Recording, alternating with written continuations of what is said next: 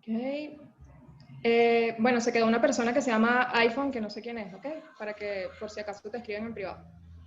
Si alguno de los médicos que está ahora conectados de los invitados conoce que alguno de los compañeros que no tiene nombre, si le pueden mandar un mensajito para que por favor se identifique con alguno de ustedes y lo escribe en el chat, sería pues muy bueno para que ninguno de los invitados se pierda, ¿no?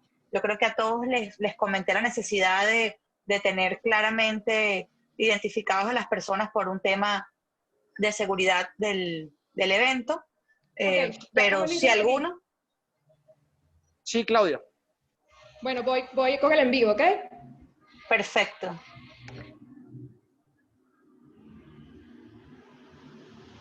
Fer, ¿puedes escribir en el chat este mensajito que yo acabo de decir para que todos lo lean, porfa? Estamos en vivo.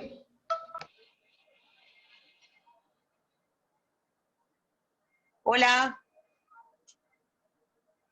¿cómo están? Buenas tardes a todos. Vamos a esperar 2 minuticos que podamos tener el link para pasarlo a las personas que puedan conectarse con 20 Venezuela, con el Facebook de 20 Venezuela, para iniciar ya formalmente.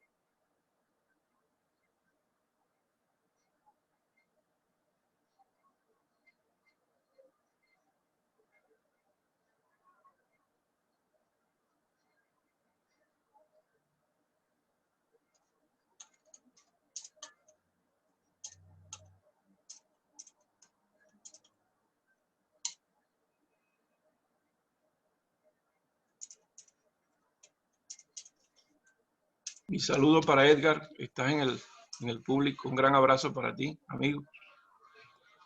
Saludos. Mate, si quieres arranca ¿Sí? y yo te lo mando por WhatsApp. Ok, de todas maneras puedes mandarlos a todos a nuestra página de Facebook de 20, porque tarda un poquito, como estoy como administradora, tarda un poquito en generar el link. Pero ya Ok. pueden verlo en la página de 20. Ok, ya le estoy diciendo entonces que ya pueden, si puedes, porfa, Fer, comunicarlos con los grupos del partido, me traigo la presentación del doctor, te lo agradezco muchísimo. Bueno, buenas tardes a todos los que hoy nos acompañan en este foro, que para nosotros es definitivamente un honor contar con la presencia del doctor Enrique López Loyo, quien hoy viene a hablarnos de uno de los temas más importantes, de mayor relevancia, de carácter sanitario para Venezuela. Como hemos visto en todo el mundo, nos enfrentamos a la amenaza contra la humanidad más grave del último siglo. Y eso ha obligado a los gobiernos a establecer estrategias muy específicas para poder enfrentar esto. Venezuela no escapa de esta realidad. Y para ello, hoy el doctor nos viene a hablar de las perspectivas frente al COVID-19 y algunas estrategias para la flexibilización del mismo. El doctor Enrique López Loyo es médico cirujano, egresado de la Universidad Francisco de Miranda del Estado Falcón, especialista en anatomía patológica, egresado del Instituto de la Universidad Central de Venezuela en el año 98, doctor en ciencias médicas, egresado de la Universidad del Zulia en el año 2000, miembro correspondiente de la Academia Nacional de Medicina, puesto número 2, 2008-2015. Individuo de número de la Academia Nacional de Medicina, sillón 16 para el año 2015. Secretario de la Junta Directiva de la Academia Nacional de Medicina para el periodo 2016-2018. Profesor honorario de la Universidad de Falcón. Presidente de la Sociedad Venezolana de Anatomía Patológica, electa para el periodo 2003-2005. Reelecto hasta el año 2008. Miembro de la Junta Directiva de la Sociedad Venezolana de Mastología de 2013 al 2015 y reelecto hasta el año 2017. Y también fue su vicepresidente hasta el año 2020. Presidente de la Red de Sociedades Científicas Venezolanas, electo para el periodo 2006-2008. Coordinador, perteneció a la coordinación docente del posgrado de Patología de la Universidad Central de Venezuela, con sede en el Hospital Central de Caracas hasta el año 2002. Investigador invitado del Centro Nacional de Investigaciones Oncológicas, Madrid, España, en su departamento de mama y ginecológico en el año 2006. Autor de publicaciones, libros, capítulos de libros y ha atendido numerosos cursos de su especialidad, tanto nacionales como internacionales. ponente y conferencista invitado de Sin Fin de Foros. Profesor de los posgrados de Micología Médica y Vigilancia Sanitaria de Medicamentos con sede en el Instituto Nacional de Higiene del 2004 al 2008. Se desempeñó también como profesor de la Cátedra de Fisiología Médica en la Escuela de Enfermería de la Universidad Politécnica de las Fuerzas Armadas. Profesor de la Cátedra de Salud Pública de la Universidad Central de Venezuela hasta el año 2012. Integró cupos de investigación en el área de farmacopatología del año 2002 al año 2008. Profesor de la Cátedra de Anatomía Patológica de la Escuela de Medicina José María Vargas, de la Universidad Central de Venezuela desde el año 2015. Asesor de numerosos programas para el Ministerio de la Salud, entre ellos el del Hospital Cardiológico Infantil Latinoamericano, Programa Nacional de Vacunación por BPH y Programa de Salud Poblacional en el área de oncopatología. Redactor de la Gaceta Médica de Caracas desde el año 2010. Hasta el 2008, jefe del Departamento de Patología Comparada del Instituto Nacional de Higiene, Rafael Rangel en Caracas. Jefe del Departamento de Anatomía Patológica del Urológico San Román de Caracas desde el año 98 hasta la actualidad. Y en este momento, presidente electo de la Sociedad Médica, de la Academia Nacional de Medicina de Venezuela. Es para nosotros, como les decía anteriormente, un honor contar con esta vocería calificada para poder entender los riesgos y las estrategias correctas para atacar y para enfrentar el COVID-19 y la posible flexibilización y la guía hacia la vida con relativa normalidad de cada uno de los venezolanos. Sin más que agregar, le dejo la palabra al doctor Enrique López Loyo. Buenas tardes, casi noches a todos ustedes. Me complace ver amigos. Edgar, un amigo también, que hemos trabajado juntos en la confección de proyectos que lamentablemente no han llegado a una concreción importante, pero que seguro estamos que pronto tendrán una validez dentro de la salud pública venezolana. Edgar es un luchador de muchos años a quien reconocemos su continua lucha, su capacidad de renovarse para eso, y me complace mucho que esté con nosotros esta tarde. Igual tanto Fernanda como mi querida anfitriona, que ha compartido con nosotros en casa por amistad común de hace muchos años. Agradezco la invitación muy deferente. Vamos a presentar simplemente los bosquejos de una ponencia que nos sirvió de base a la posición de la Academia Nacional de Medicina en relación a la COVID-19, que fundamenta una situación complicada para todo el entorno internacional sobre la presencia de este elemento que nos hace vulnerable a todos, dado el no contacto histórico que tenemos con esta noxa. Si me permiten compartir pantalla, vamos a presentar entonces esta ponencia que es muy corta en realidad. Vamos a tratar de ser más ligera.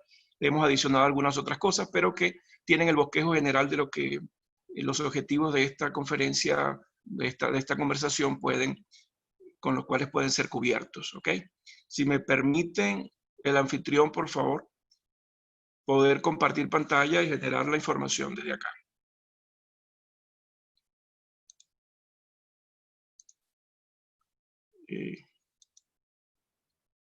Me avisa cuando pueda compartir ¿Me pantalla. escucha? Bueno, la situación para compartir pantalla lo tengo que poner como host. Entonces lo voy a poner como host e inmediatamente cuando termine me tiene que devolver el host para seguir con la transmisión. Sí, cómo no. Perfecto. Ok, ahí perfecto. Voy. Fíjate que la dinámica de esta patología implica una situación realmente impredecible aún a estas alturas, ¿ok?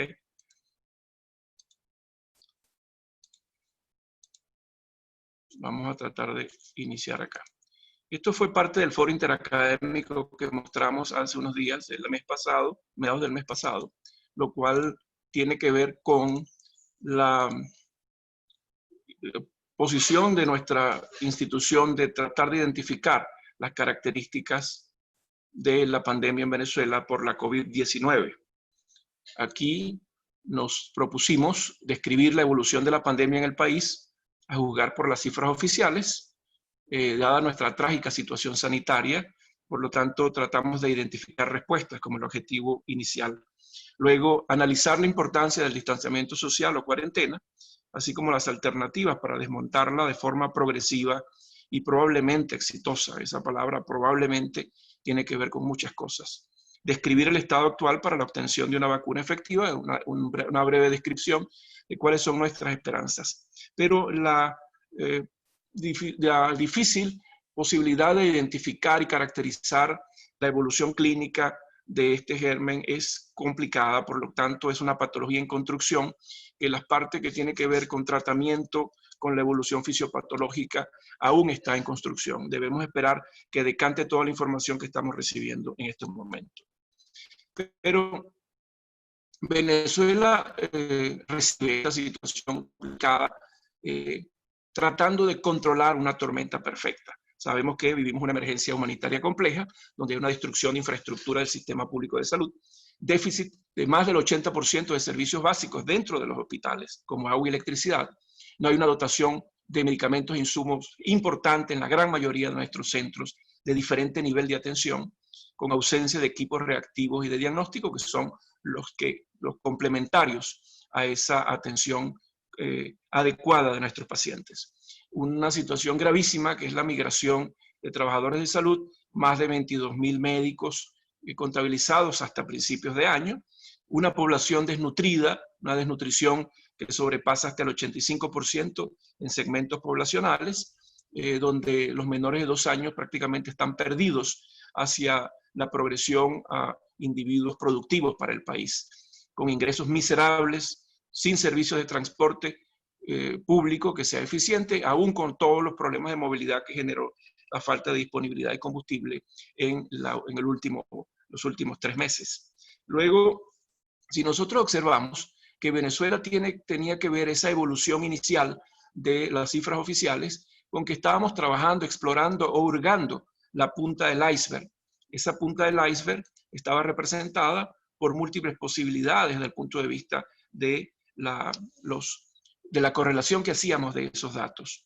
Es decir, que esa curva presentaba una progresión de casos positivos en un modelo que podíamos decir no convencional, la cual no atendía a pruebas epidemiológicamente válidas, por ejemplo, el llamado R0, que es un índice de reproducción básica de la patología, en este caso, que tiene que ver con la reproducción de ella, que muchos países europeos la reportaron de 3, está muy por debajo de hasta 0.5, tratando de subir a 6 en el inicio de la pandemia en Venezuela, y en la última semana y media se reportó de 1.4. Eso quiere decir la posibilidad de que un individuo infectado sea capaz de transmitir a otro grupo de individuos. En este caso, hace 2 semanas estuvo calculada en 1.4 la probabilidad. Si una persona estaba infectada, la probabilidad era 1.4 otras personas que en el transcurso del periodo cumplido de incubación,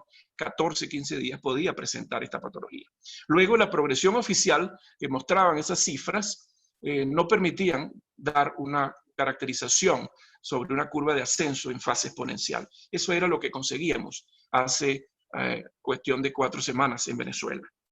Pero, además de ello, veíamos que para el 12 de mayo, que era cuando nosotros preparamos esta conferencia para todas las academias, identificamos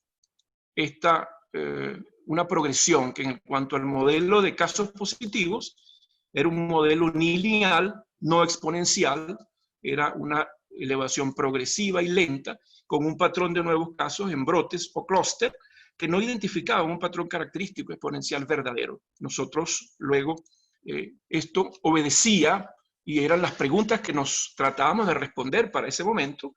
Presumimos en un primer momento que no se informaron casos leves o moderados, que la estadística mundial los coloca hasta en el 80% de los infectados, que probablemente ahí no habían pacientes registrados que sí tenían la patología. También podían ser a quienes se les aplicó una prueba rápida de las cuestionadas en España, o con un tiempo de infección no ideal. Por ejemplo, la reacción de la prueba puede ser, en el caso de la rápida, por encima de 7 días del inicio del contacto o la aparición de los síntomas, más bien. Lo cual hacía que Estas pruebas eran o son todavía realizadas por personal médico o no médico, no entrenado para ello, ni para identificar la evolución clínica de estos pacientes. También podían ser que el fondo de ese iceberg era porque no estaban notificados realmente, o simplemente que no llegaron al Hospital Centinela, o porque teníamos un estado de aislamiento aéreo hasta desde hace mucho tiempo en Venezuela. Probablemente explicaba esa baja probabilidad de ascenso de la curva, y la baja movilidad pública, enfrentando desde prácticamente una situación gemelar, la crisis sanitaria por el COVID, anunciada por el gobierno nacional asociada a la cuarentena, y la ausencia prácticamente de gasolina en Venezuela.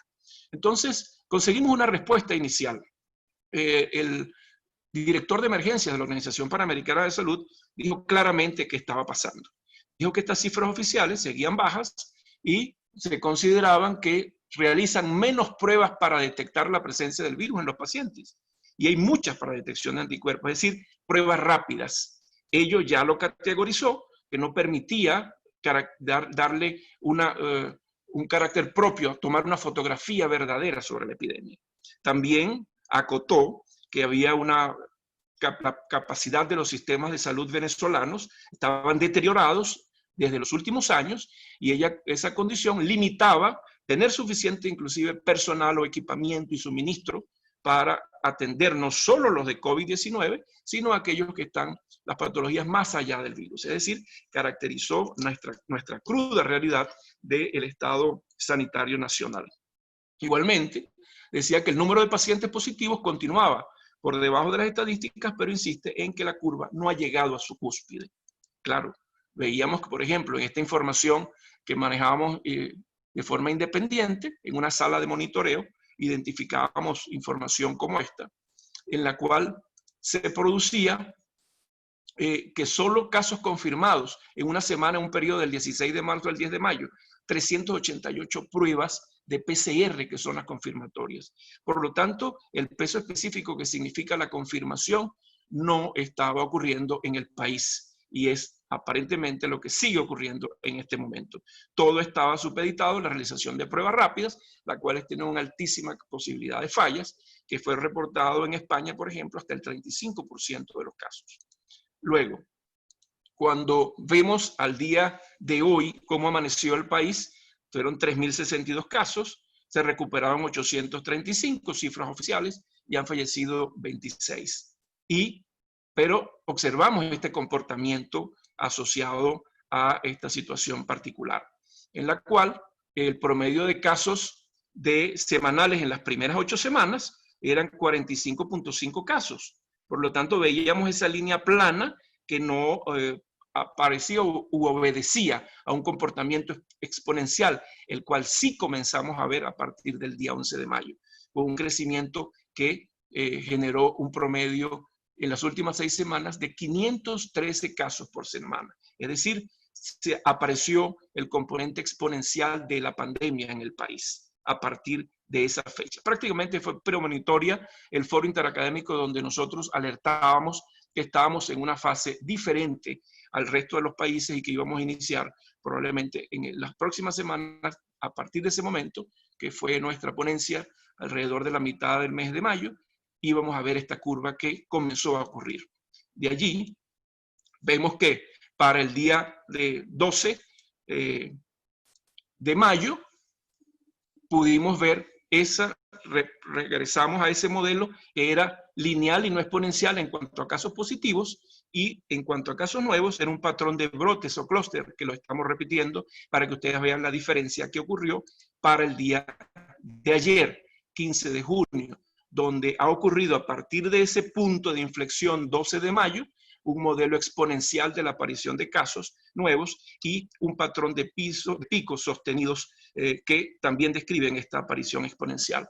Aunque a veces nos conseguimos que la matemática epidemiológica a veces no se cumple, porque se supone que un grupo de pacientes positivos dentro del curso de su posibilidad de contactos puede generar en el transcurso de los 14 días de la aparición de su patología, entonces la probabilidad de generar en el mismo número matemático de casos esa progresión, cosa que no hemos visto, pero la evidencia ha establecido que las cifras oficiales tienen que mostrar que ha ocurrido una fase exponencial que nos ha preocupado a todos. Y he aquí por qué se ha buscado que las autoridades sanitarias, a través de organismos multilaterales como la OPS, hayan buscado entonces a las autoridades de la Asamblea Nacional para tratar de movilizar recursos en el sentido de que se pueda preparar la estructura precaria sanitaria del país para recibir estos brotes que se van a expresar por esto, que ya vimos que se expresan con mortalidad a partir de esas curvas exponenciales, y ya lo estamos viviendo en este momento. Y así observamos que el comportamiento por edad de esa patología en Venezuela está predominantemente entre los 20 y los 49 años de edad.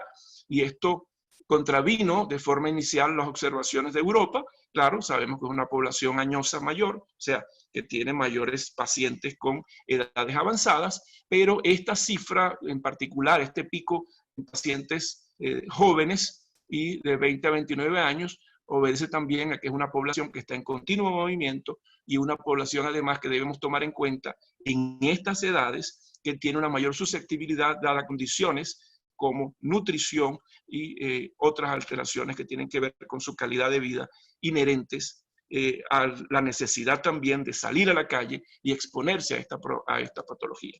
Esto es algo que debemos tomar en cuenta como punto también diferencial. Aunque se ha estudiado que los países con pocos recursos, países con situación de depresión económica, tienen un patrón muy similar al que nosotros mostramos en las primeras fases de la patología. Pero no podemos bajar la guardia, y esto es lo que ha ocurrido. La cuarentena como recurso epidemiológico tiene que ver con varias condiciones. Primero, basados en la vulnerabilidad de la población ante la presencia de un germen, en este caso de un virus, sin un conocimiento previo de sus características biológicas y comportamiento, que busca este recurso, controlar la velocidad del requerimiento de servicios sanitarios operativos, y se instaura normalmente en medio de optimización de tratamientos efectivos. Es decir, en la medida que va pasando el tiempo, se van probando protocolos de tratamiento que deben ser efectivos y deben disminuir entonces esa posibilidad del aumento súbito de los casos. Y es fundamental para la masificación de pruebas en este periodo de cuarentena y sirve para que se distribuyan los recursos entre las áreas geográficas con mayor compromiso de positividad y lleva una orientación oportuna de recursos. En sí, busca administrar la aparición de casos y hacer que las condiciones del servicio sanitario se mantengan, haciendo que aquellos pacientes que van saliendo de las fases agudas y graves vayan cediendo los espacios a los pacientes que van ingresando de nuevo. Y esta es una estrategia válida e históricamente utilizada mundialmente. Ahora, cuando nosotros analizamos el acatamiento de esa cuarentena en el periodo de marzo 16 al 10 de mayo, vimos la progresión significativamente a perderse el acatamiento, que inició en 75% y ya para la fecha del 13 de mayo estaba en 48% de la población general. Ello asociado, por ejemplo, a la situación del combustible que, digamos, inversamente proporcional, comenzamos con un déficit de 35% y en áreas poblacionales superó más del 85% en un momento dado, para ese momento de la crisis del combustible, asociada a que estas personas tenían que salir a la calle, hacer innumerables colas, y el roce de los grupos poblacionales en desacato a esa cuarentena era obligatorio por esta condición particular, asociado a que la gente, nuestra economía es precaria, muchos tienen que salir día a día a buscar su sustento y por eso tiene que haber una explicación a la aparición del patrón súbito de los casos a partir de esta de la tercera semana de mayo, en nuestro caso lo que se ha cumplido. ¿Okay? Esta cuarentena, las claves para su flexibilización las ha dado la misma Organización Mundial de la Salud, donde dice que los países deben responder de forma afirmativa sobre si sus sistemas de vigilancia son capaces de detectar los nuevos casos y además pueden gestionar los casos de contagio.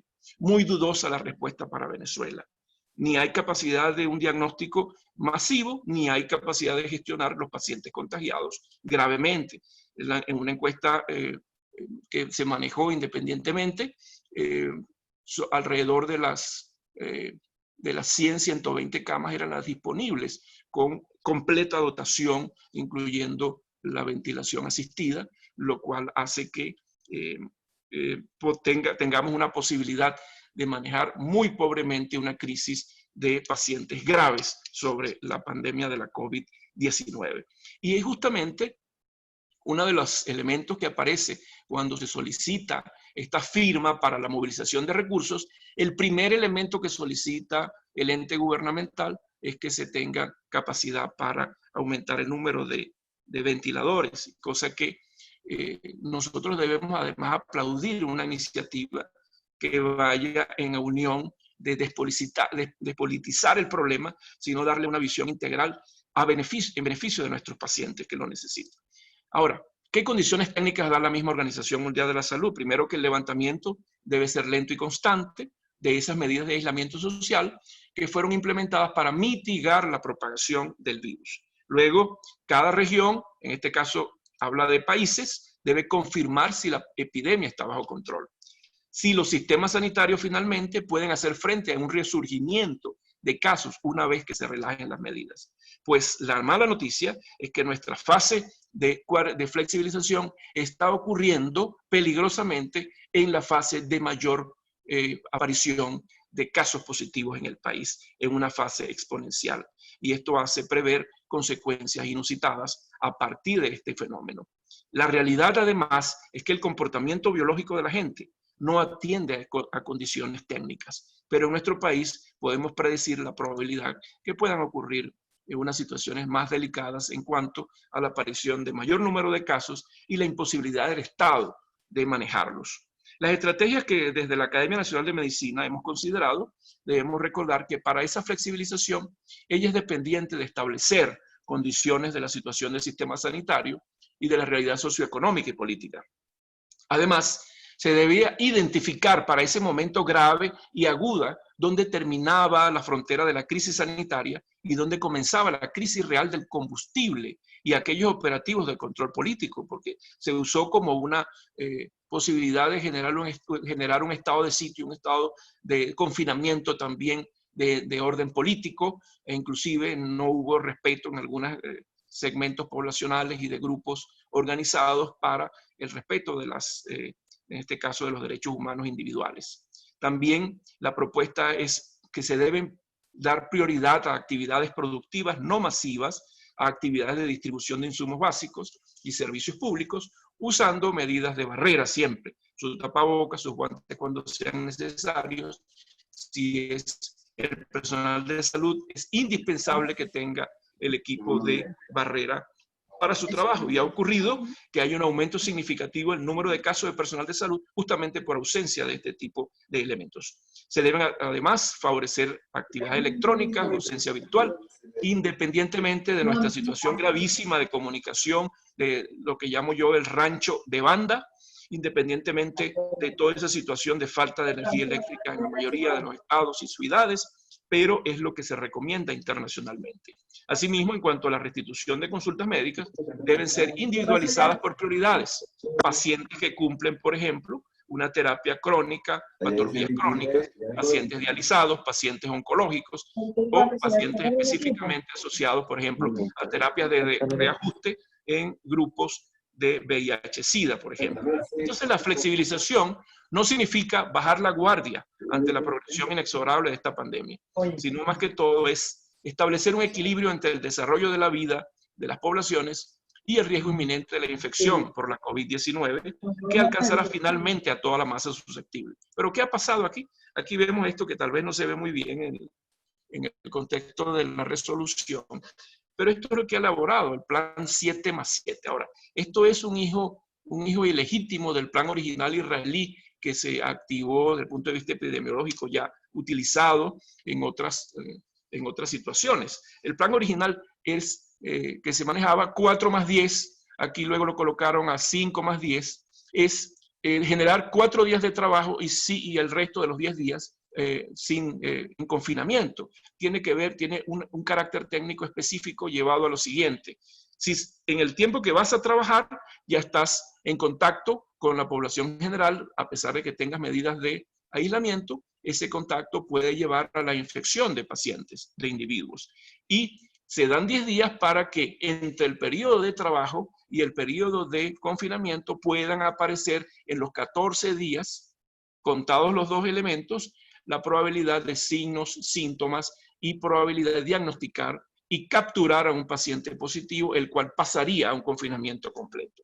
Pero como somos tan especiales, hemos colocado un plan 7+7 que realmente imbrica muchos pacientes que pueden estar positivos junto con los pacientes sanos y puede generar una situación de explosión de la pandemia, puesto que técnicamente parece que esos números no dan, son muy ajustados, puesto que podríamos estar con mayor probabilidad caminando al lado de un paciente positivo o un paciente que tenga, aunque asintomático, puede estar transmitiendo la pandemia y la biología del virus todavía está indefinida y no sabemos qué otros mecanismos y cuál es la verdadera probabilidad real de infección. Se han descartado algunas infecciones por superficie, etcétera, pero todavía no ha decantado toda esa información. Y vemos que este plan de flexibilización pero tan laxo puede llevar a situaciones más graves en los próximos días.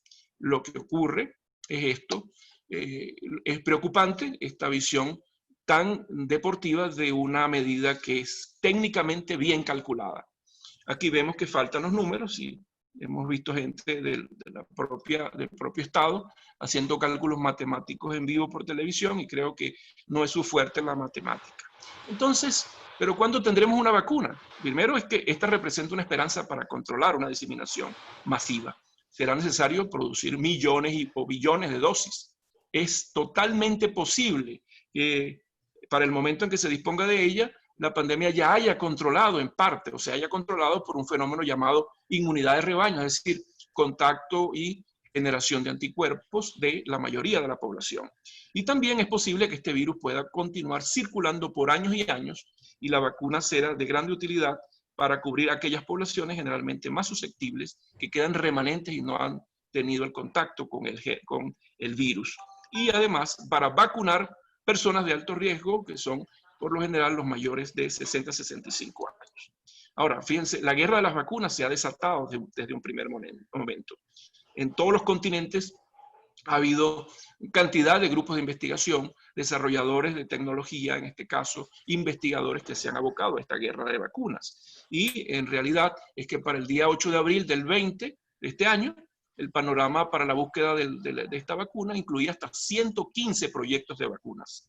Y se utilizaban para ello diversas plataformas, que es una manera muy novedosa que no se había visto en ningún patógeno de estas características, porque incluye tratar de buscar la posibilidad de inactivarle a través de ácidos nucleicos como ADN, ARN, por partículas similares a virus, otros como péptidos, otros inhabilitar vectores virales, replicantes o no replicantes, proteínas recombinantes, virus atenuados, virus inactivados, pero ha habido un aumento significativo de la inventiva de los grupos de investigación y los desarrolladores para tratar de buscar una respuesta rápida. En cuanto a esto, a manera de conclusión, podemos decir que la progresión de esta patología hace muy cambiante los aspectos biológicos, fisiopatológicos y terapéuticos del problema. Hay medicamentos que se colocaron en protocolo, ya están desapareciendo, otros están incorporándose.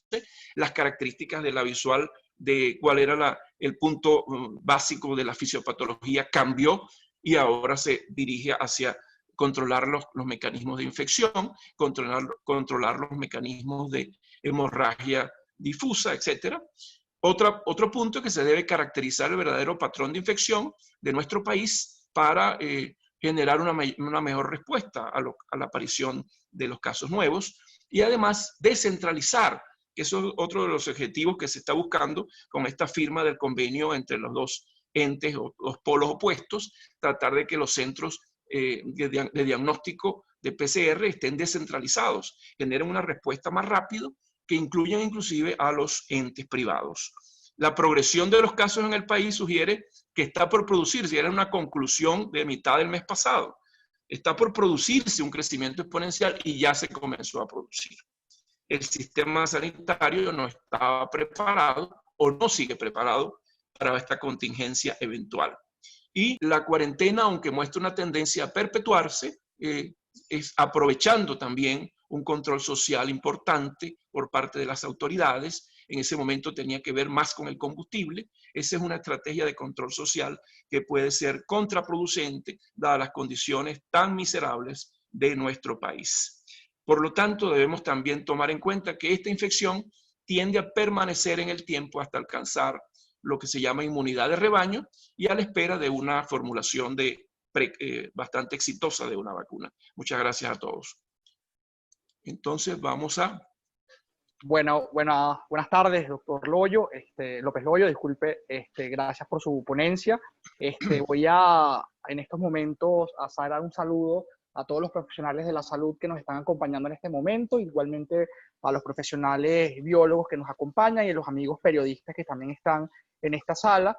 Voy a recordarle que si puedo otorgarle el host de la sala a la cuenta principal de Vente, sobre todo por el tema del tiempo, de la duración de lo que pueda hacer este foro, para dar entrada en estos momentos a lo que serían preguntas y comentarios que, como bien me gustaría recordar, dijo María Teresa Clavijo en un principio, sería hasta las 7:10 de la noche.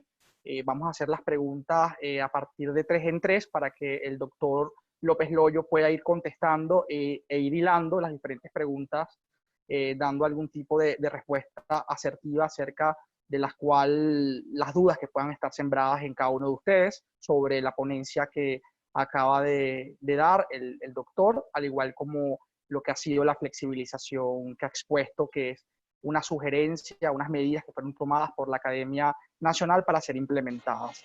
El modo para tomar estas preguntas es a través de levantar la mano por el grupo del Zoom. Voy a estar pendiente de aquellos participantes que la tengan levantada. Quisiera decirles a aquellas personas que no saben cómo hacerlo, en su pantalla le debe salir 3 puntos suspensivos, pueden darle ahí y levantar la mano. Aquellas personas que quieran preguntarle al doctor López Loyo pueden hacerlo en este momento levantando la mano y vamos a ir de 3 preguntas en 3 preguntas. Si me permite, por favor, para poder devolverla. Perfecto, doctor. Dime el mecanismo, estoy tratando de buscar aquí. El mecanismo es de la participantes. En participante le va a salir la cuenta de Vente Venezuela, le da clic encima de ella y exactamente. Vente Venezuela, vamos a buscar aquí. Muy bien, entonces puedes ir. Cualquier cosa, si tienes alguna pregunta por allí, vamos contestándola de una para ir. Perfecto. ¿Tiene algún nombre la cuenta que no sea Vente Venezuela, un nombre personalizado? No, dice Vente Venezuela y tiene el logotipo de la organización, que esa es la cuenta que tenemos nosotros con el tiempo ilimitado para que no se nos vaya a consumir los 40 minutos normales. Ya, aquí la tengo. Okay. Perfecto. Vamos para allá.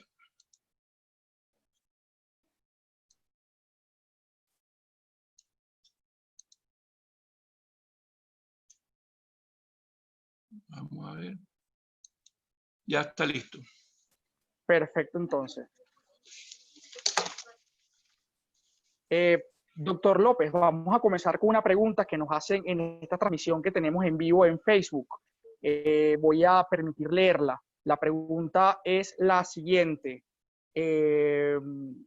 Doctor Loyo, ¿usted cree que exista una mínima posibilidad de que Venezuela esté inmune debido a sus condiciones de vida que vienen en deterioro? Porque realmente la falta de los servicios sanitarios, en especial el agua que viene sucia de las tuberías y de paso el aseo que pasa cada 20 días, ha limitado lo que serían las condiciones sanitarias del país. Es una pregunta que nos hacen vía Facebook.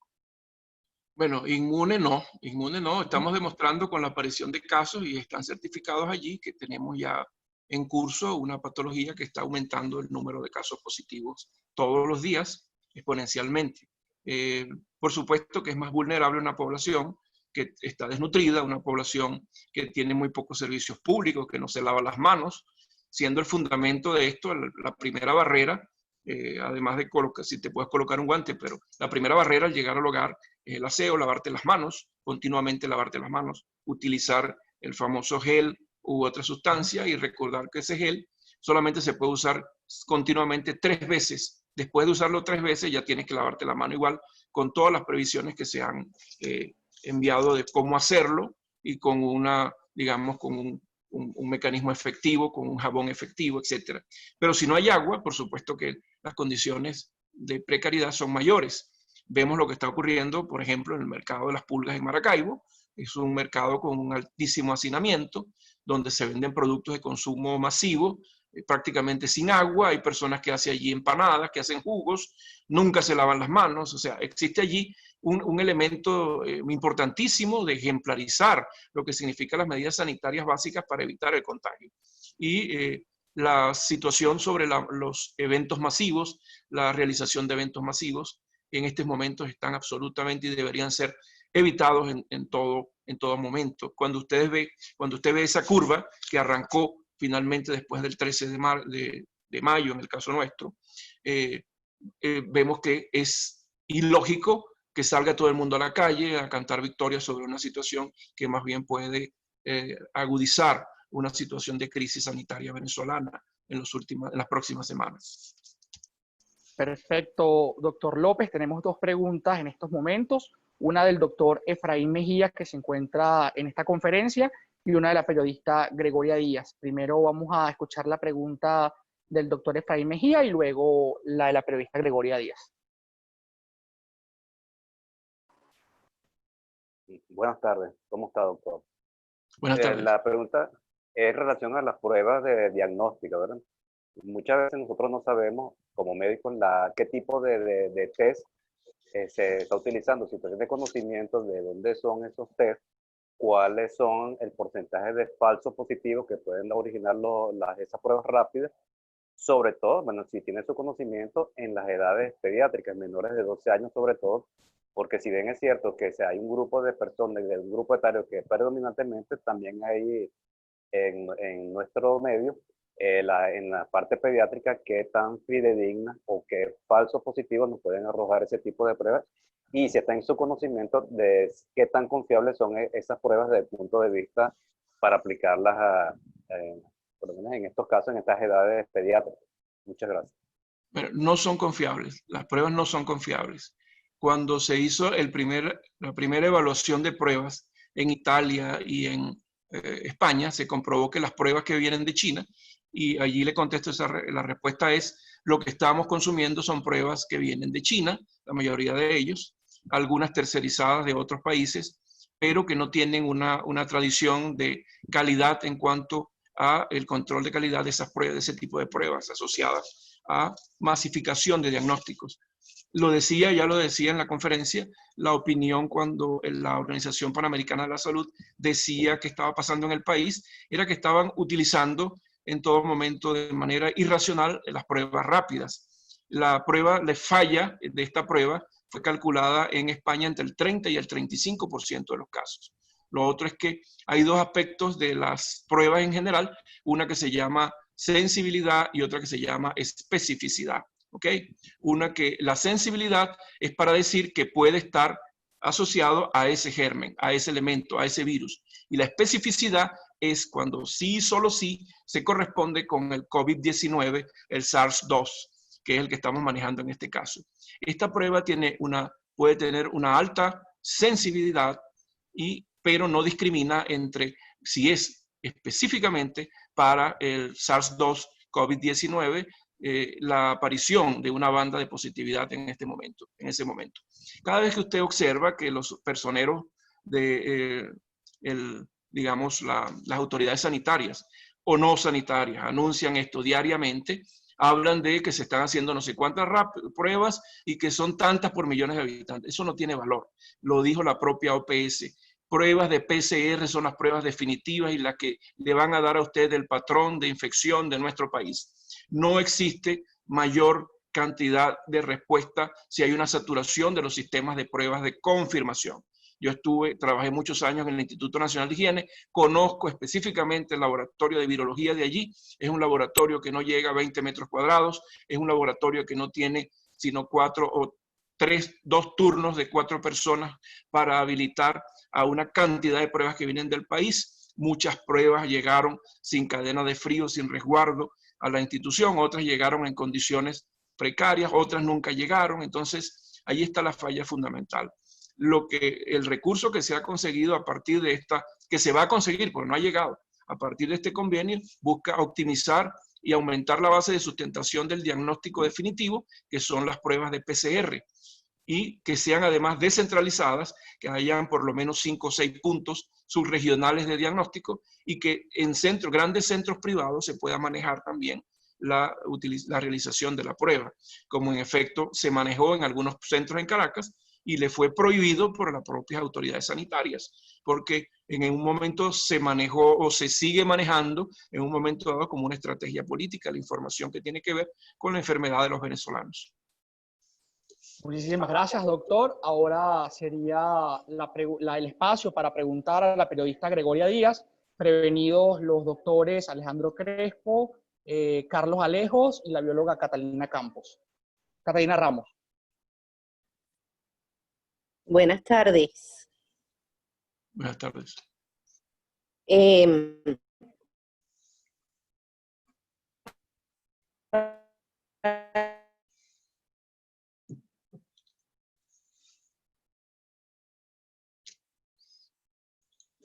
No se escucha la pregunta, el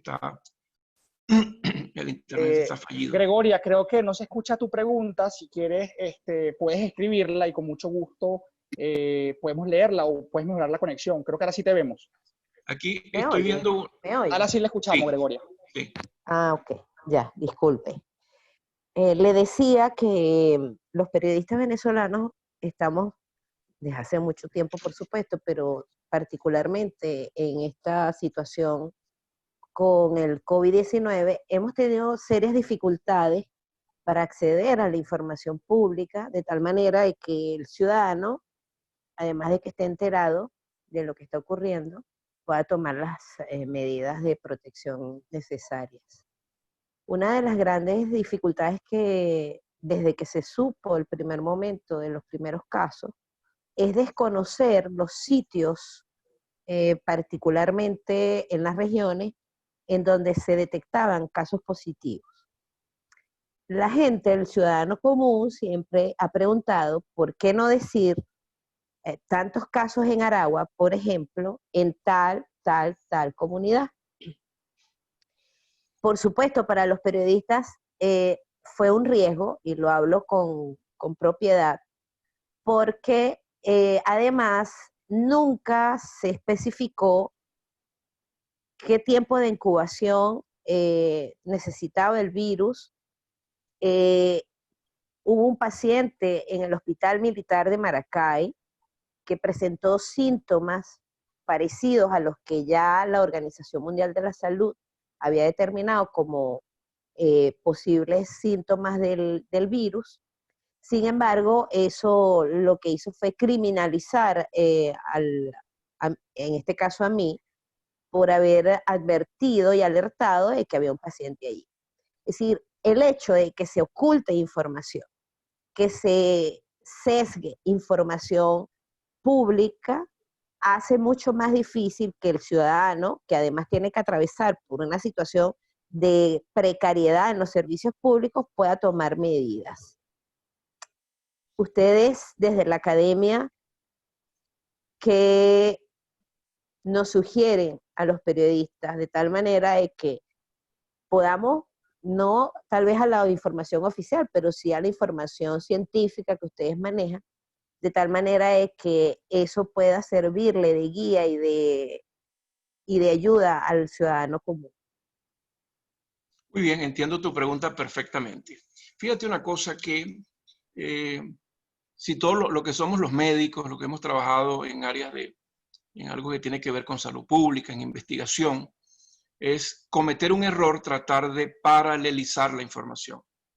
Además, si dependemos de esos boletines, que son los de la autoridad oficial, de quienes ostentan esa condición en este momento, le consideremos legítima o no.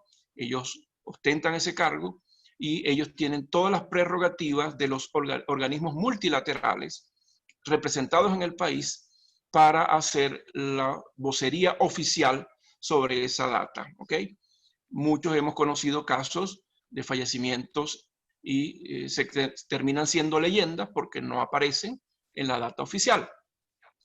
Como institución, la Academia Nacional de Medicina no puede, como le dijo, dar información paralela, porque además sería irresponsablemente manejar cifras que no podemos sustentar en un momento dado, bajo la condición de que el Estado venezolano es el que tiene que darle la respuesta oficial a lo que ocurre en el país. Ahora, que se maneje la información desde el punto de vista discrecional, dándole, digamos, un carácter diferente. Por ejemplo, hay un grave error cuando se dice, hoy se presentaron 20 casos venezolanos con ese mismo tono, pero se consiguieron 280 casos de Brasil y 25 de Colombia.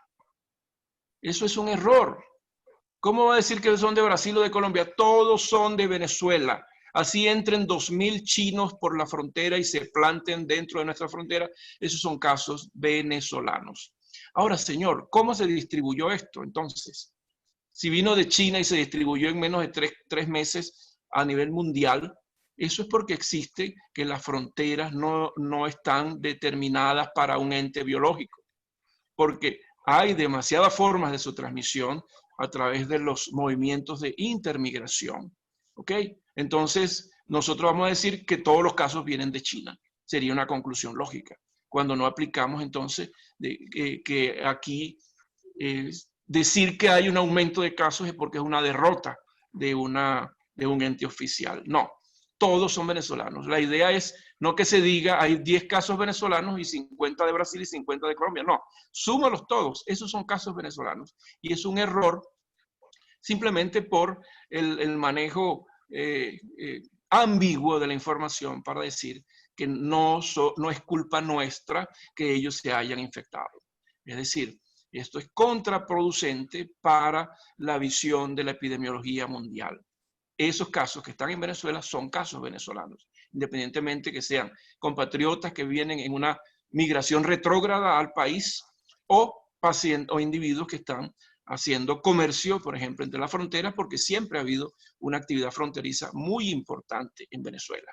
Ahora, nosotros no le podemos generar una información paralela y digamos, recalcar en esto, a ninguna otro ente que no sea, no podemos tomar otra información que no sea la emitida por el ente oficial, que es la que finalmente es la cifra oficial que va para la Organización Mundial de la Salud y la Organización Panamericana de la Salud. Todo lo que ocurra en la periferia de esas cifras no tiene ningún valor desde el punto de vista del ente de la medicina internacional, del control sanitario internacional de la pandemia.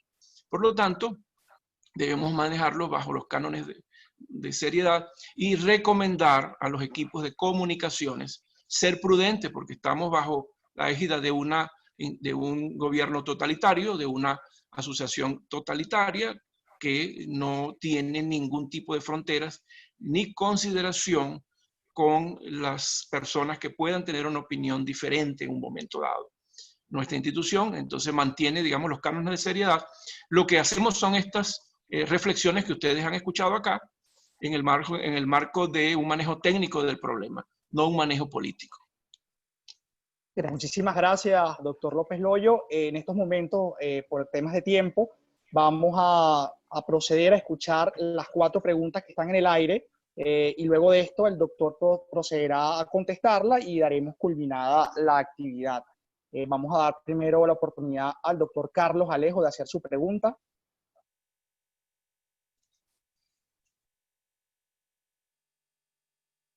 Bueno, igualmente si el doctor Carlos Alejo tiene problemas con el micrófono, voy a leerla, doctor López Loyo. La pregunta es, prácticamente, ¿es posible proyectar en el tiempo cuándo se podría alcanzar en Venezuela inmunidad de rebaño? Esa es la pregunta del doctor Carlos Alejo. Igualmente también está pendiente la pregunta del doctor Alejandro Crespo. No sé si Alejandro puede escucharnos para que pueda hacer su pregunta. Mira, si podría responder esto, la inmunidad de Perfecto. rebaño, así llamada, digamos, el pico de inflexión mayor de exposición de la patología a una población está alrededor del 75% de la población de un área geográfica determinada. Y eso solamente lo va a decir, digamos, la progresión de las pruebas de confirmación. En el tiempo hay personas que va a pasar 4, 5, 6 años y no han tenido ningún síntoma ni ninguna manifestación que pueda atribuírsele a la COVID-19, y de repente un examen de rutina dentro de 4, 5, 6, 8, 10 años a un individuo le van a hacer prueba de COVID y va a salir positivo. Eso significa que contabilizarlo dentro de esa inmunidad de rebaño es prácticamente muy difícil, y sobre todo en países como el nuestro que tienen un precario sistema sanitario. Eso sí lo pueden, te lo aseguro que en Suiza, en otras áreas a nivel mundial, un político famoso dijo una vez que no somos suizos, y verdaderamente no hemos todavía llegado a ser suizos en el sentido de, como los países nórdicos, programarle a una mujer una citología cuando tiene que hacérsela sin necesidad de que tenga que tener una campaña todos los días para que vaya al ginecólogo, se haga, por ejemplo, una citología de control para cuello uterino, etcétera, y ese tipo de cosas. Cuando hay un sistema sanitario que funciona, que hay, digamos, un engranaje volcado a lo que significa la prevención, allí entonces nosotros podamos detectar cuál ha sido nuestra inmunidad de rebaño. Pero en un desastre de país, desde el punto de vista del sistema sanitario, vamos a tener una segura imposibilidad de decir que se ha alcanzado el nivel de rebaño del 75% de exposición o de aparición con condiciones clínicas o no clínicas de la patología. Perfecto, gracias, doctor López Loyo. Vamos a la siguiente pregunta del doctor Alejandro Crespo. Vamos a esperar que pueda activar su micrófono. Buenas tardes, ¿cómo están? Gracias por la oportunidad. Yo quería preguntar dos cosas, doctor López Loyo. En principio, su opinión respecto a la estrategia de social bubbles para difundirle y explicarle a la sociedad. Quieren divulgarle a la gente la responsabilidad de su propia seguridad en esta pandemia. Bueno, quizás explicarle a la gente la estrategia de hacer social bubbles puede funcionar aquí, ya que, bueno, el R0 no aumenta más allá de un 10% si se hace adecuadamente. Y la otra, su opinión respecto a desescalar las medidas de cuarentena en estados que ya tengan semanas con 0 casos.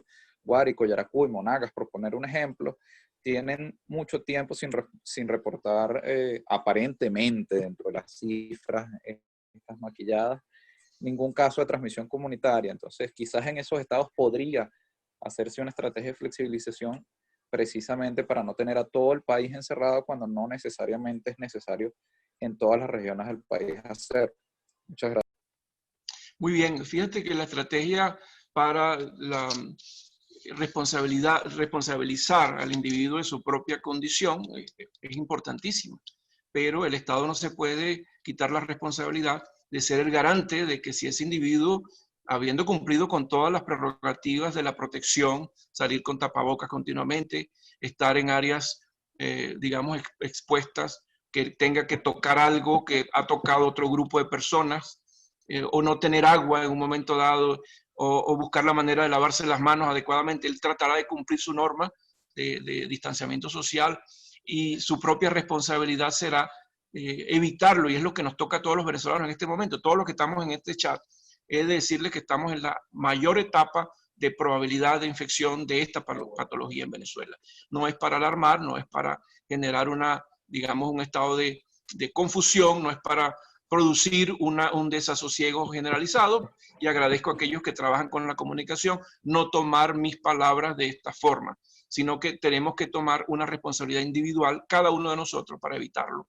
Y eso, puesto que las cifras que están allí, que ya es mucho que consigamos que hay una respuesta a la aparición de la patología, que está reflejada en esa estadística que le he mostrado, esas curvas de aumento exponencial, nos hablan de que la probabilidad es mayor de que ocurra un brote significativo en los próximos días.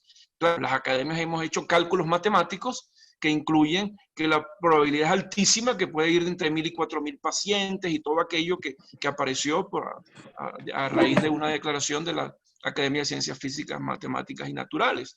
La frialdad de un número puede generar cualquier posibilidad, son probabilidades, pero la variabilidad biológica que genera un individuo en el cual una persona con la misma edad, viviendo en el mismo sitio, con las mismas condiciones de alimentación, con todas las mismas características, puede tener inclusive una respuesta absolutamente diferente al contacto con el virus que otra persona que esté al lado de él. Por lo tanto, los cálculos matemáticos se quedan fríos y deben atender simplemente a la dinámica de la propia capacidad de resistencia de los individuos, de las poblaciones, de la capacidad de resistir o no resistir a estos agentes. Por supuesto, si vamos a la lógica, decimos que somos un país desnutrido de base, puesto que la situación social así lo ha llevado y la demostración de todas las encuestas nacionales de hogares, etcétera, han demostrado una altísima desnutrición.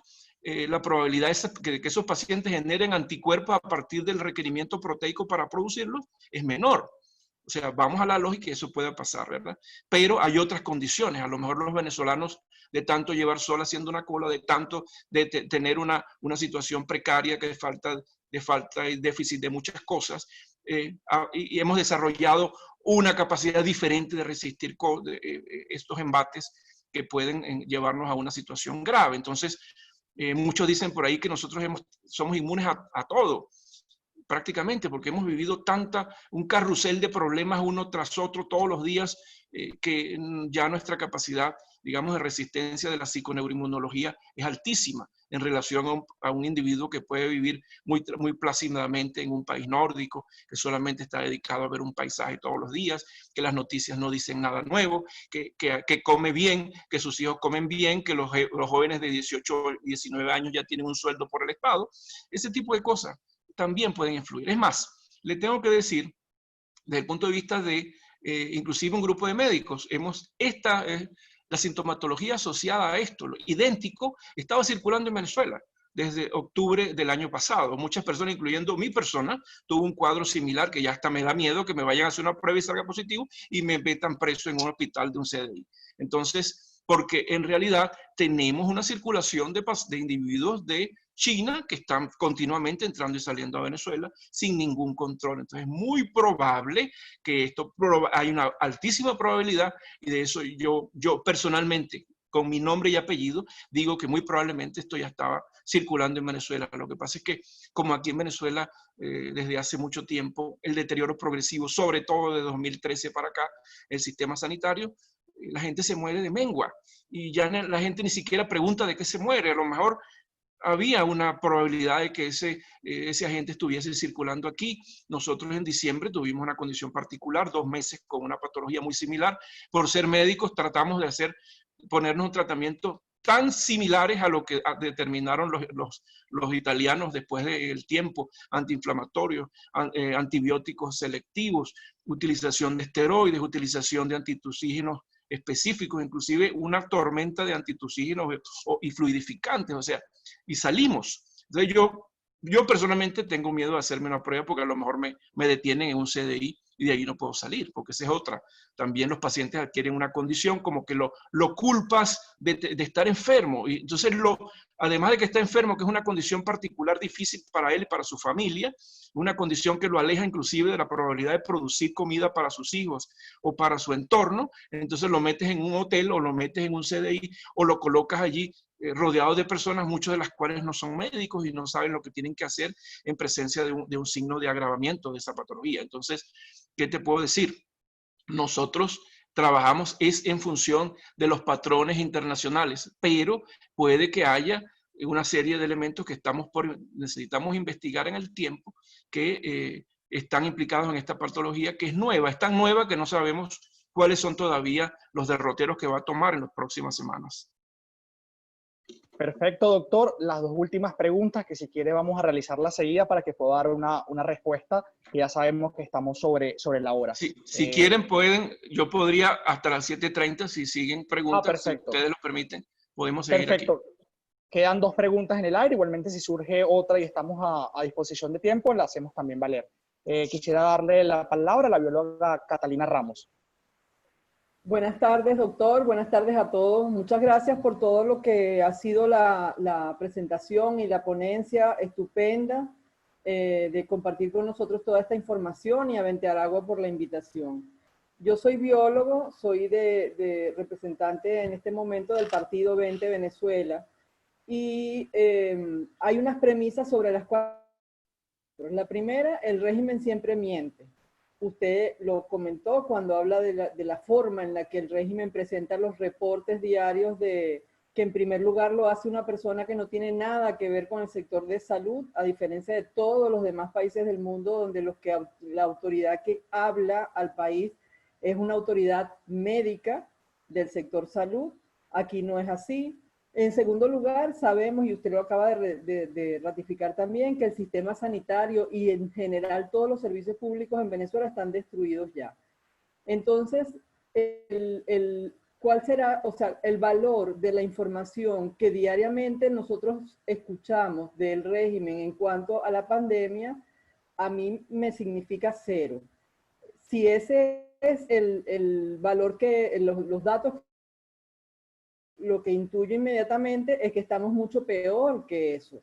Entonces me preocupa, yo había hecho otra pregunta antes, pero usted, a la participación de los privados, ya la persecución ha impedido que nos podamos apoyar en los privados para aumentar el alcance y la amplitud de lo que son las pruebas. Pero mi preocupación va más allá. Usted dice que no pueden, como academia, como científicos, como médicos, generar una estadística paralela para los organismos internacionales porque los canales son los canales oficiales, etc. ¿No es peor que esos organismos internacionales reciban información que sabemos que no es la adecuada ni la correcta a efectos de planificar, de incorporarnos en programas internacionales como los demás países están haciendo para atender esta situación que estamos pasando en Venezuela? Porque ciertamente las instituciones públicas tienen una responsabilidad, el ciudadano como tal tiene la propia de protegerse a sí mismo, pero si encima la visión en los organismos internacionales tipo OMS, OPS, no es la idónea o la real, yo creo que estaríamos transmitiendo algo que va en contra del propio país. Y yo creo que ustedes, tanto la Academia de Medicina como los doctores de los que yo conozco y tenemos referencia de trayectoria en el país, tienen suficiente reputación como para, y además conocidos en esas instancias, como para transmitir informes reales de lo que está pasando en Venezuela. No de inventar, obviamente, estadísticas, pero sí de la situación real del país. Esa es mi preocupación, porque creo que a veces no sabemos bien cómo orientar a la gente entre tanta carencia para que hagan lo correcto y se protejan, pero también reaccionemos ante un régimen que por todos lados, incluso con los controles de salud. Es todo. Bueno, te puedo responder esa pregunta. Si tú me preguntas a mí con mi cédula de identidad, ¿qué opino? Yo puedo estar muy próximo a tu planteamiento, ¿ok? Pero yo estoy aquí representando una institución. Cuando se representa una institución, se tienen que guardar preceptos institucionales. Nosotros tenemos nuestros mecanismos de saber cómo está ocurriendo la circulación de este tipo de patologías en el país. Y de hecho lo conocemos. Cuando puede usted observar que el gobierno, con todas sus características, ha cedido en reconocer la necesidad de ayuda humanitaria, y lo único que hizo fue cambiarle el nombre, a través de un convenio de cooperación entre las dos partes, la Asamblea Nacional y el Estado venezolano, representado en esa parte por el Ejecutivo, es porque usted está evidenciando que hay temor, mucho temor en lo que puede ocurrir en lo subsiguiente.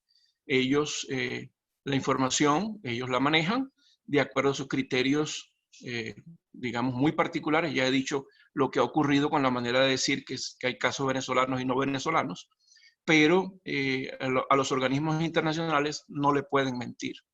tiene que haber una correlación más o menos similar a la presentación de los casos que hacen, puesto que usted no puede tener una explosión de mortalidad, una explosión de enfermos alrededor suyo y usted no se dé cuenta. Usted se va a dar cuenta cuando eso vaya a ocurrir. Entonces, ellos también se están preparando para distribuir responsabilidades. Cuando ellos aceptan que una comisión de la Asamblea Nacional de expertos también firme para liberar recursos y buscar elementos de dotación específica para centros sanitarios en presencia de una probable explosión, es porque están reconociendo, primero, que no pueden solos, están reconociendo que le puede estallar muy prontamente una crisis más severa y como institución nosotros lo que hemos hecho es apoyar no al Estado, al gobierno en este caso, sino a la necesidad de atención sanitaria a todos, ¿ok?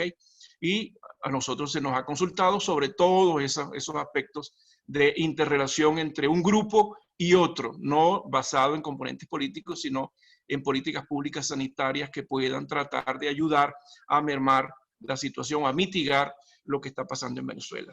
Nosotros responsablemente tenemos que, digamos, acogernos a la norma de cifra oficial. Nosotros manejamos nuestras cifras extraoficiales, pero es irresponsable emitir, como lo dije inicialmente, ese tipo de inferencias que no se convierten en realidades hasta que no tengamos las pruebas definitivas.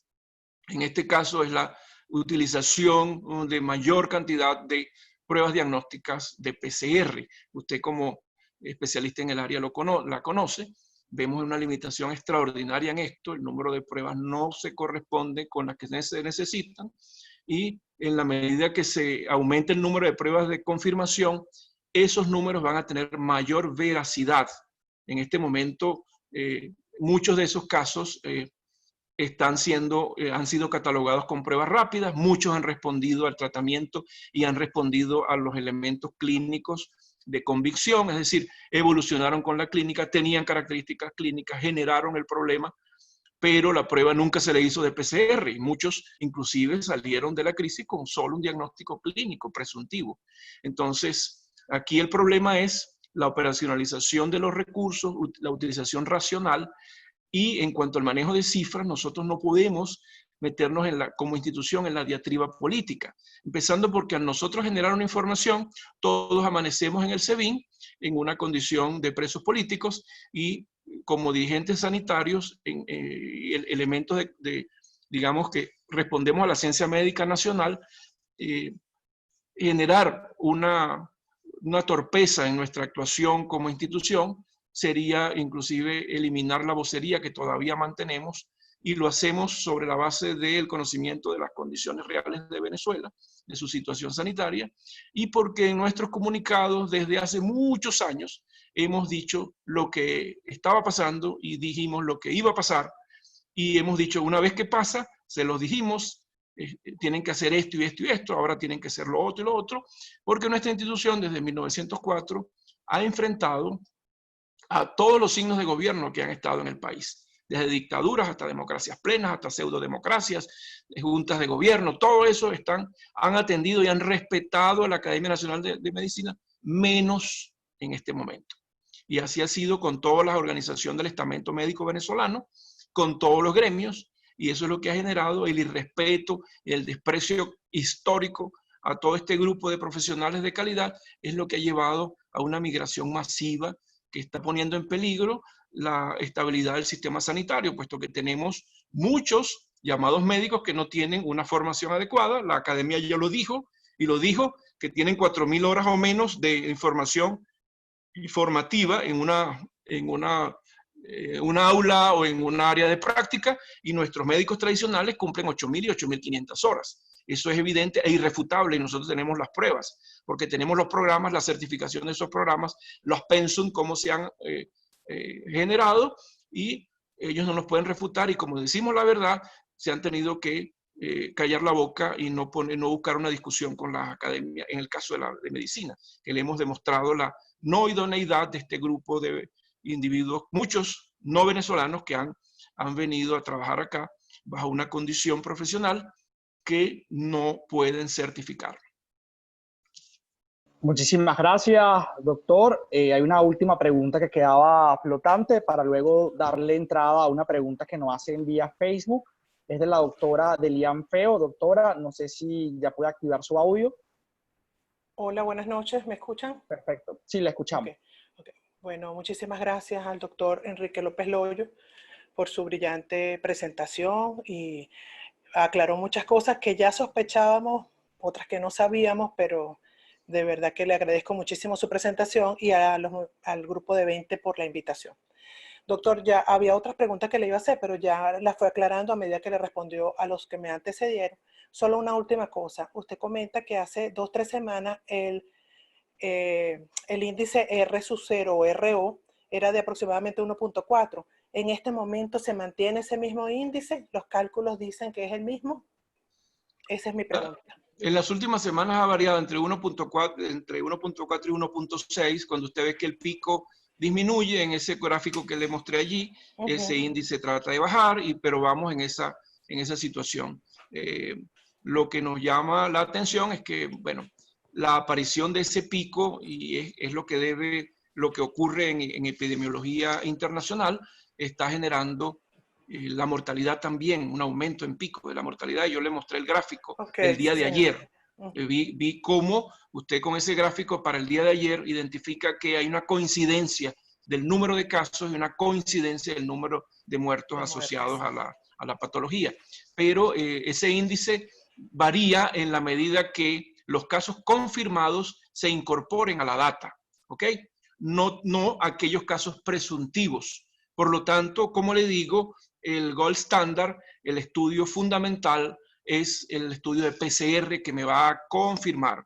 Solo con la confirmación de datos a partir de PCR es que se debe calcular el índice de R0, que es el índice de infección, de infectividad en este caso para la COVID-19. Por lo tanto, la limitación en el número de PCRs limita la información que es el fundamento, digamos, que va a darle el combustible a la probabilidad técnica de calcular el índice R0.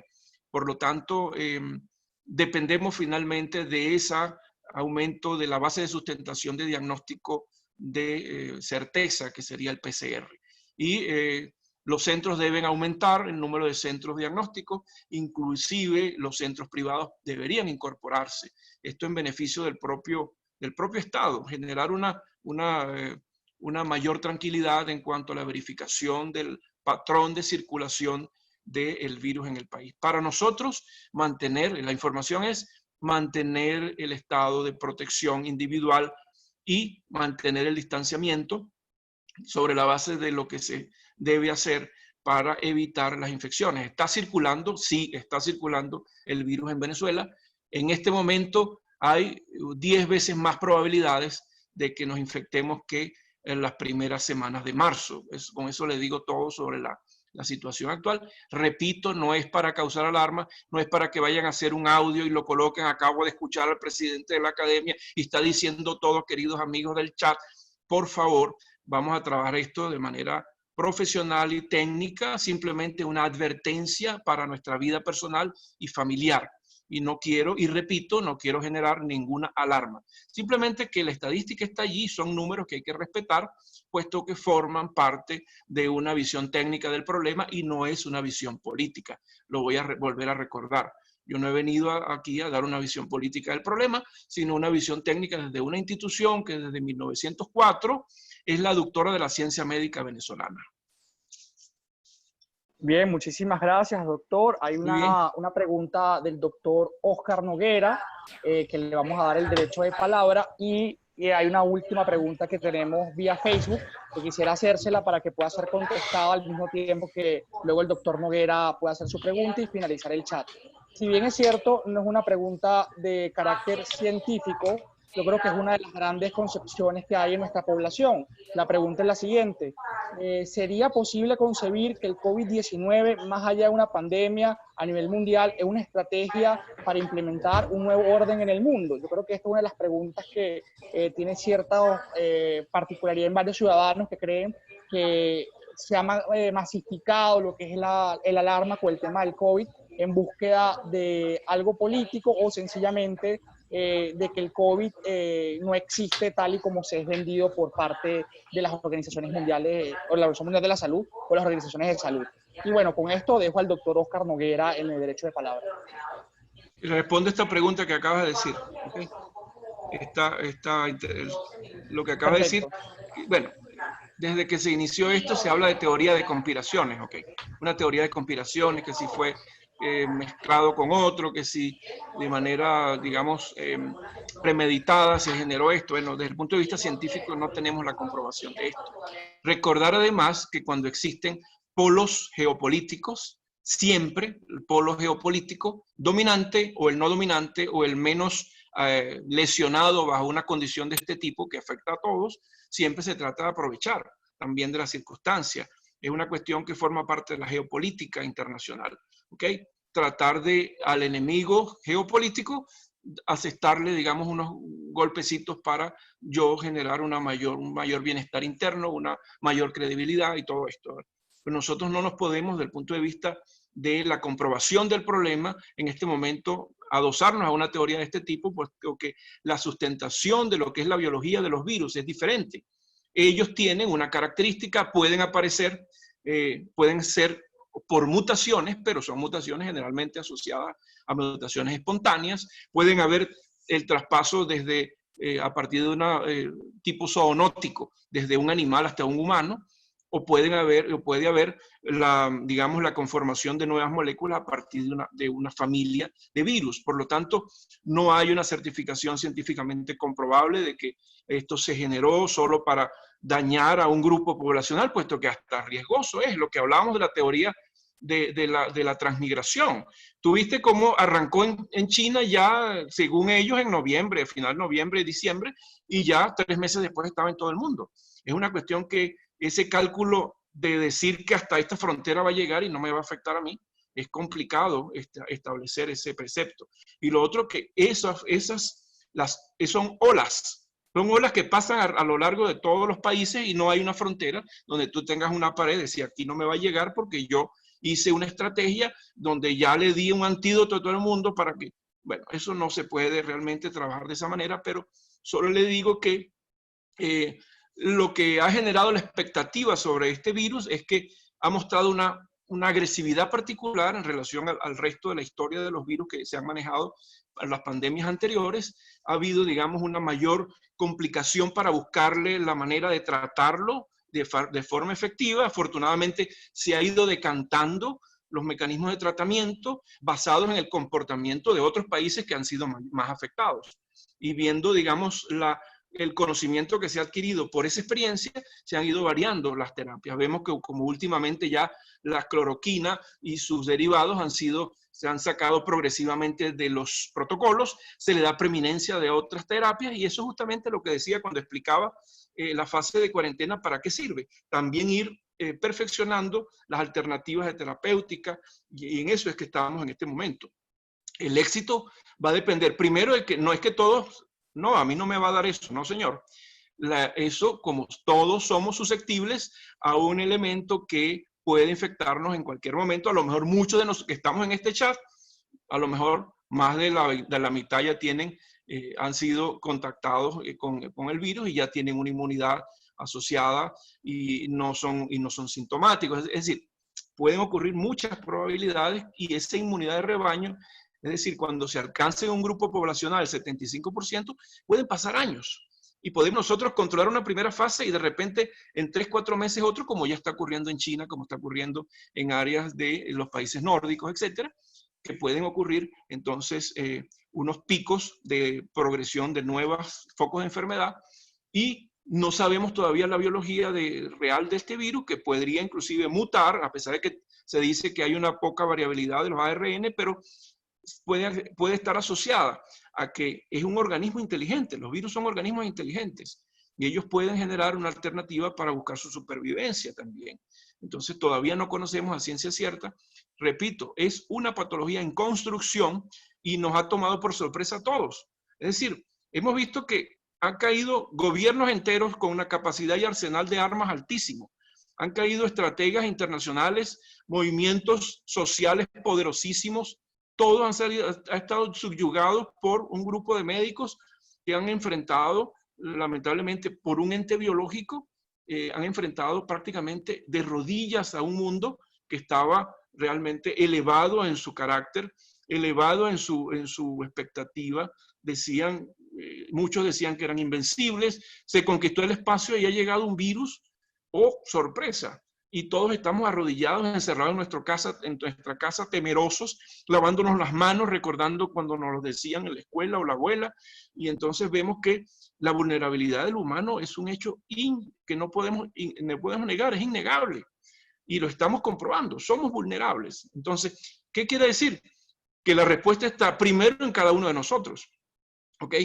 Y el Estado que tiene que garantizarlo, si por casualidad mis mecanismos de control de barrera fallan, el Estado debería proveerme a mí de una atención adecuada. Y es allí donde nosotros tenemos una preocupación centrada en este momento. Perfecto, doctor. La última pregunta por este foro, que es el doctor Oscar Noguera. Doctor Oscar, no sé si tiene el micrófono habilitado. Sí, aquí está activo ya. Perfecto. Ok, bueno, quiero... A los que ven que tomo y tomo, esta era una taza de café inmensa, y ya se va a acabar. Bueno, con café es mejor. Buenas tardes, doctor. Muchas gracias por la oportunidad a María Teresa, que me invitó a esto y me da el honor de poder compartir y escucharle. Gracias. Yo observo en la ponencia y en las preguntas que la realidad en la que estamos nosotros supeditados pues se ha dibujado de una manera bastante franca. Lo que realmente vemos es que estamos en presencia de una situación donde el derecho a la salud prácticamente no se puede garantizar, no se podía garantizar antes de manera adecuada, y por supuesto esta enfermedad vino a, digamos, a desnudar a todo el sistema y todo tal vez hacer realidad las pesadillas que muchos decíamos cuando nos llegara una epidemia, pues nos íbamos a ver muy mal. Y estamos todavía en ese proceso de descubrirlo.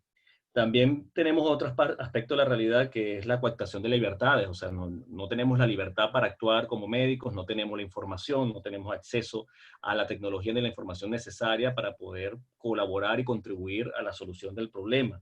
Entonces, este problema que se nos plantea necesita necesariamente ser enfrentado de alguna manera, y yo creo que no podemos dejarle eso nada más a las teorías por un lado, y mucho menos nada más a las manos en las manos de este régimen, ¿verdad? Por las características que ya conocemos y los problemas propiamente políticos de manera que son insuperables a mi manera de verlo.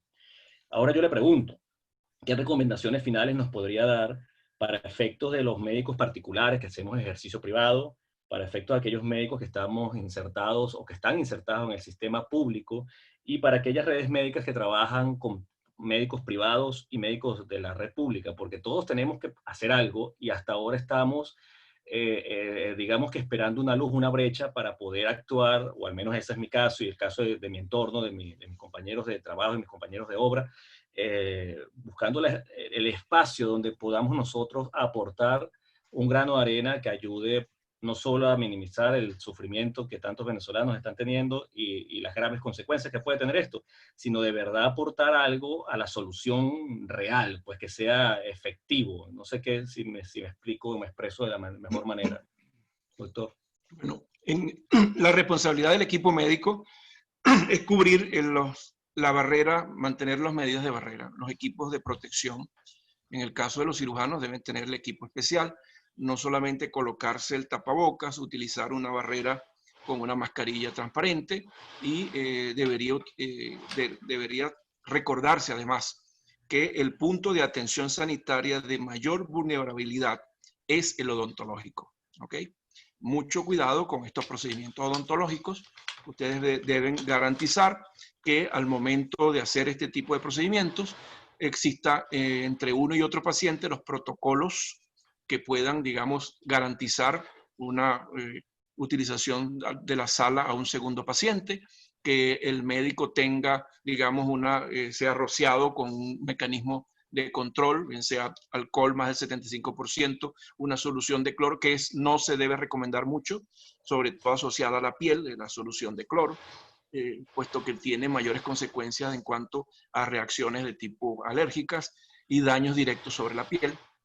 Igual, En esos procedimientos odontológicos, el odontólogo tiene que estar bien provisto de protección personal y barrera con el paciente, puesto que la protección de él será la protección de nosotros, digamos, porque hablo del odontológico porque está catalogado el mayor riesgo de infección en personal de salud. Luego, en el ejercicio médico, para hacer una consulta convencional, utilizar guantes, utilizar el tapabocas convencional, y vemos que en el caso del el más específico y de mayor calidad para el personal médico es utilización del 3M N95, que es el que genera la protección completa. Y si se usan los tapabocas convencionales más delgados, etcétera, que no sea asociado a procedimientos quirúrgicos menores o mayores. Y en la consulta convencional puede utilizarse si este tipo de tapabocas de menor, digamos, capacidad de barrera, pero asegurando que el paciente en lo posible, a menos que usted vaya a hacer una exploración en el área ORL, tenga también su tapabocas, es decir, que aumente la posibilidad de protección. Lo otro es, hay una proliferación de tapabocas de tela convencional. Entonces, la recomendación es que si va a usar tapabocas de tela, sean tapabocas en los cuales tenga en el centro un material de los tapabocas más delgados que se usan en clínica, y se use la tela en los dos extremos, o utilizar por encima de un tapaboca convencional un tapaboca de tela para aumentar la sustentación de la protección en los individuos que están en áreas urbanas, ¿ok? Por encima del tapaboca convencional suave, que es más, digamos, de menor densidad de material, poder utilizar uno de tela asegura una mayor confiabilidad. Son recomendaciones que un grupo mexicano ha hecho a varias instituciones sanitarias, puesto que para una familia convencional lo que ha hecho más fácil es tomar una franela, elaborarlo, es decir, pero hay condiciones para ese material. Inclusive esto que estoy mostrándole acá es hecho de material de batas quirúrgicas que se usan convencionalmente, con tela convencional que se usa también para la parte médica en hospitales y clínicas, pero se debería usar uno convencional normal y luego el de tela por encima para generar la protección real. Siempre se tiene que hacer la protección tanto nasal como bucal simultánea. Si cualquiera de estas dos barreras falla, puede entonces generarse la probabilidad de infecciones. Lo otro es que los equipos sanitarios deben ponerse de acuerdo para que la atención a los pacientes sea segmentada por horarios diferentes y generar un protocolo de utilización de medidas de barrera o, en este caso, fumigación del área de trabajo cada vez que cambie de paciente, en el caso de las clínicas convencionalmente, en este caso privadas, que deben hacer citas espaciadas a sus pacientes, es la recomendación. Muchísimas gracias, doctor López Loyo. Antes de darle la palabra a María Teresa Clavijo para que cierre oficialmente el foro, yo quisiera agradecer a todos los profesionales de la salud que día a día arriesgan su vida en condiciones en las cuales ya todos sabemos lo precarias que son, y sobre todo en esta pandemia, salvando vidas, y realmente eso desde esta organización y de manera muy personal lo agradezco enormemente. María Teresa. Bueno, más que honrada con esta gran ponencia por parte del doctor Enrique López Loyo, de verdad que ha estado, bueno, no puedo decir que por encima de las expectativas, porque creo que pedir más de lo que sabemos de la grandiosa labor de investigación y todo el trabajo que hace el doctor y que viene haciendo durante tantos años, pues teníamos bastante claro que iba a ser esto muy diáfano y sobre todo que iba a permitirnos a cada uno de nosotros tener claridad en cómo enfrentar lo que está sucediendo. Quiero agradecer también a todos nuestros amigos médicos y del área de la salud y los biólogos que nos acompañan por haber enriquecido con sus preguntas y poder esclarecer más aún.